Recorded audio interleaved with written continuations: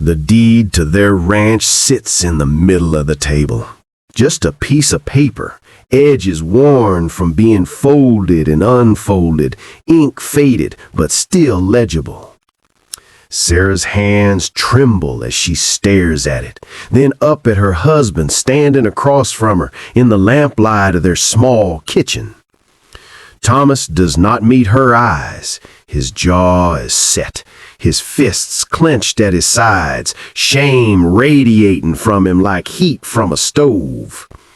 There is dust on his boots, whiskey on his breath, and that hollow look in his eyes that she has learned to fear.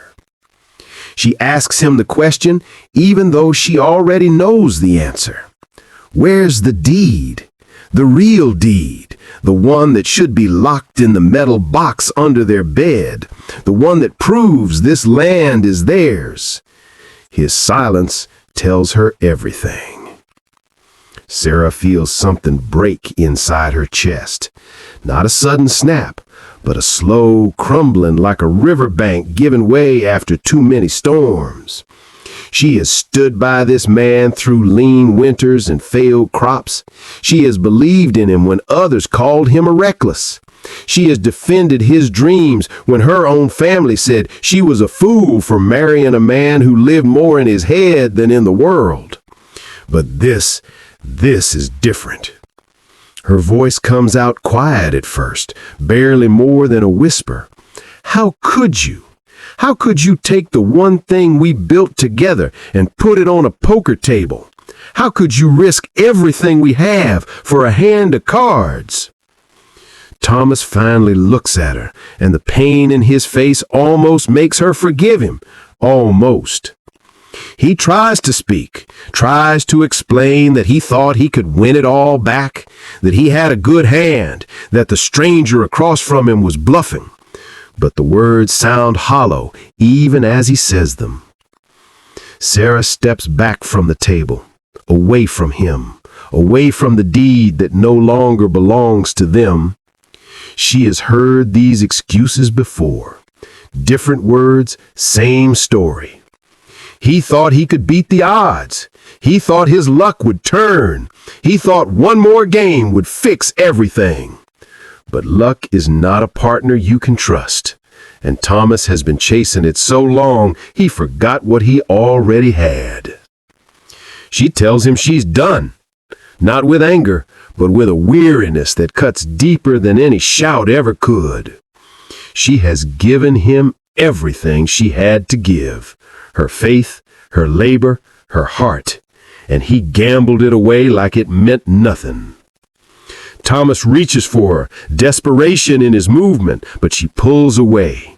The space between them feels wider than the entire frontier.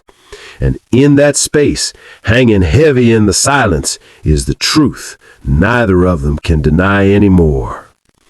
He has not just lost their land, he has lost her. Now let me ask you something, friend.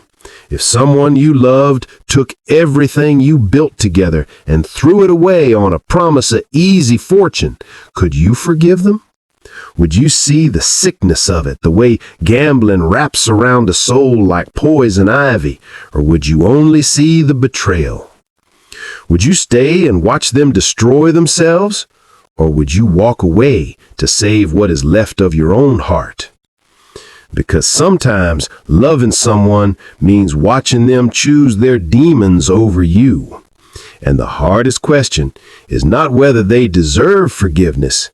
It is whether you deserve to keep suffering for their choices.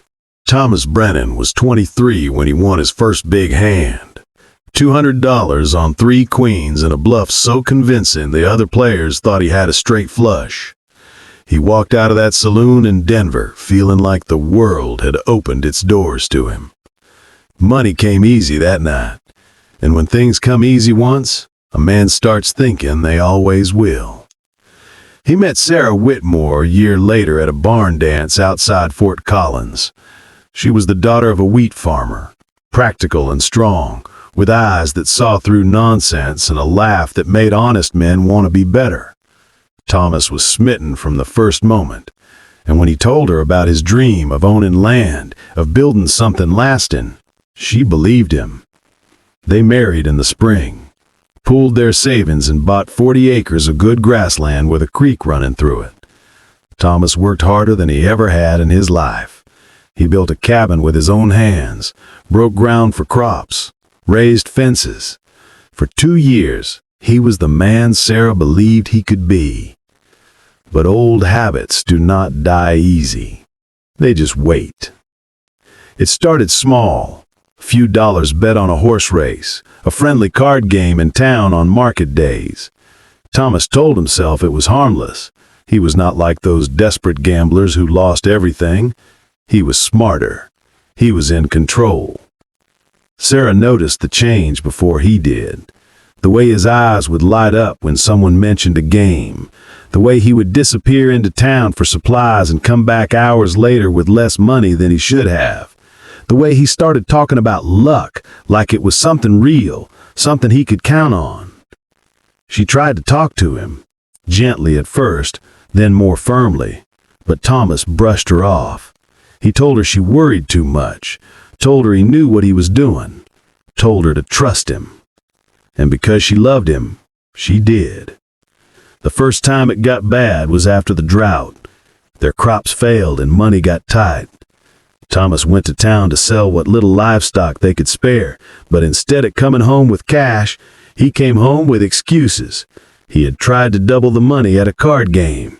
He had been so close to winning. Next time would be different. Sarah felt fear creep into her chest, but she pushed it down. She told herself this was just a rough patch, that Thomas would learn, that love and patience would bring him back to her. But gambling does not teach lessons. It only makes promises it never keeps. The games became more frequent, the losses bigger. Thomas started borrowing money from neighbors, telling them it was for seed or repairs. He would win some back, just enough to keep hope alive, then lose it all again. The pattern repeated like a fever he could not break. Sarah worked herself to exhaustion trying to hold their life together. She tended the garden, cared for the animals, mended everything that broke. She stopped asking Thomas about the money, because his answers only made her feel worse. She stopped talking about the future, because it hurt too much to dream about something he kept destroying. And Thomas, caught in the grip of something he did not understand and could not control, kept telling himself that the next game would be the one that would win it all back, the one that would make Sarah proud, the one that would prove he was not a failure. But that game never came. The night he lost the ranch, Thomas had been on a winning streak. For 3 hours he raked in pot after pot, his stack of chips growing taller than it had in months. He felt invincible. He felt like his luck had finally turned. And when the stranger in the black hat raised the stakes and asked if Thomas was man enough to bet something real, something that mattered, Thomas did not hesitate. He put the deed on the table. Their home, their land, everything he and Sarah had built. The stranger smiled and laid down 4 aces. Thomas stared at his own cards, a pair of kings, and felt the world collapse beneath him. He tried to argue, tried to get the stranger to give him another chance, but the man just folded the deed into his pocket and walked out of that saloon without looking back. Thomas sat there alone at that table for an hour. The other players drifted away. The bartender dimmed the lamps. And when Thomas finally stood and walked out into the cold night air, he knew what he had done. He had not just lost a card game. He had lost everything that mattered. And worse, he had lost it for nothing. The ride home felt like riding toward his own execution. Every step his horse took was another second closer to the moment he would have to look Sarah in the eyes and tell her the truth. His hands shook on the reins, his stomach churned with shame and dread. When he walked through the door and saw her waiting, still awake, worry etched into her face, he wanted to die. But instead, he told her, and watched her heart break in real time. Sarah left the next morning, packed a small bag, took what little money was hidden away, and walked out the door while Thomas sat slumped at the table. She did not cry, did not yell. She just left, because sometimes the only way to survive someone's destruction is to stop being part of it. Thomas stayed in that cabin for 3 days, alone with his shame. He thought about riding after her, thought about trying to win the ranch back, thought about 100 different ways to fix what he had broken. But deep down, he knew the truth. This was not something that could be fixed with one good hand or one lucky break. He had not just lost their home, he had lost himself. And somewhere along the way, he had forgotten that Sarah was never a bet to be placed or a debt to be repaid. She was a woman who had given him everything, and he had treated her faith like currency to be spent. On the 4th day, Thomas did something he had not done in years. He went to find work. Not a card game, not a scheme, real work. He hired on with a cattle drive heading north, the kind of brutal labor that pays little and demands everything. For 6 months he rode through dust and rain and bitter cold. He slept on hard ground and ate beans from a can. He did not gamble once, not because he was strong, but because he was finally too broken to pretend anymore. When the drive ended, Thomas took his pay and did not spend a single dollar. He found work at a lumber mill, then a freight company, then a ranch that needed hands for the winter. For 2 years he worked and saved and tried to become someone he could stand to see in the mirror. He never stopped thinking about Sarah, but he did not go looking for her, because he knew that love is not about what you want. It is about what the other person deserves. And Sarah deserved better than a man who would gamble her away. Thomas never got the ranch back. The stranger sold it to a family from Ohio, and they turned it into something prosperous and good. But Thomas did get himself back, slowly, painfully, one honest day of work at a time. Years later, he heard that Sarah had remarried, a school teacher in Santa Fe, a good man who treated her with the respect she always deserved. And when Thomas heard the news, he did not feel jealous or bitter. He felt relief, because the only way he could ever repay the debt he owed her was to let her be happy without him. Some debts cannot be repaid with gold. Some losses teach you that what you had was never about luck or winning.